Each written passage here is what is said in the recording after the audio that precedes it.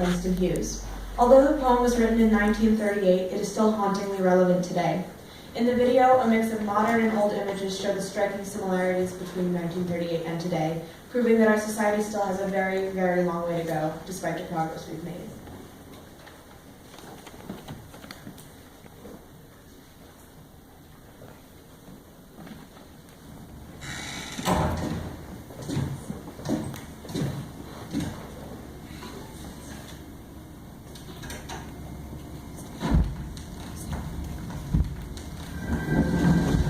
This is for the kids who die, black and white.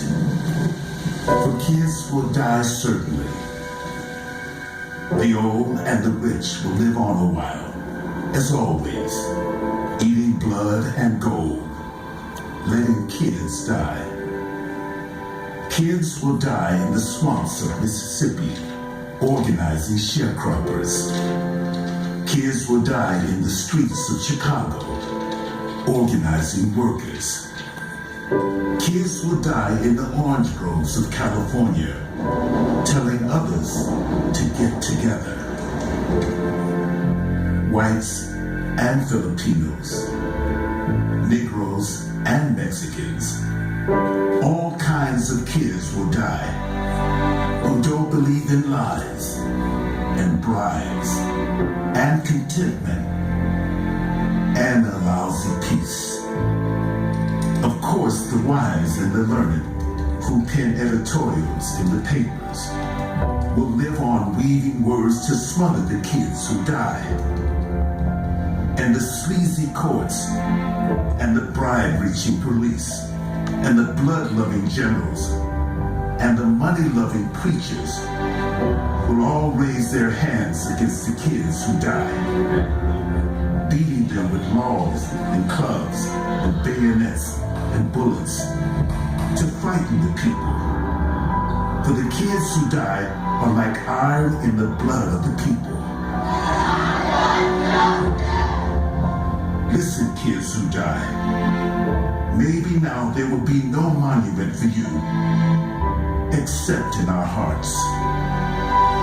But the day will come, you are sure yourself that it is coming, when the marching feet of the masses will raise for you a living monument of love and joy and laughter, and black hands and white hands clasped as one, and a song that reaches the sky, the song of the life triumphant through the kids who die.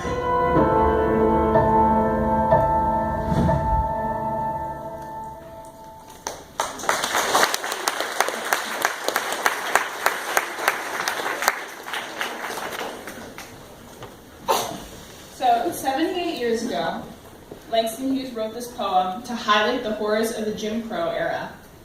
However, today the poem is still irrelevant and highlights police brutality against youth of color in America. The fact that this poem has remained so relevant shows that although racism is not nearly as prevalent as it was in the Jim Crow era, it still exists in our society.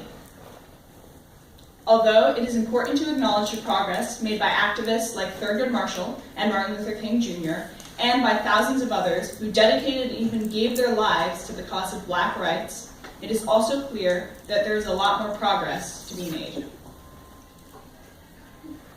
In the 30s, lynchings would occur where white people would gather together and torture and kill black people under blatantly false accusations.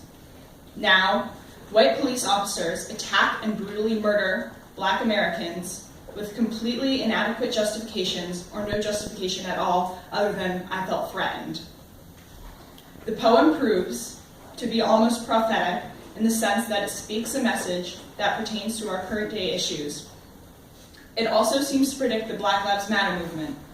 The end of the poem talks about a day that will come in which the marching of feet of the masses will raise for you a living monument of love and joy and laughter, and black hands and white hands clasped as one.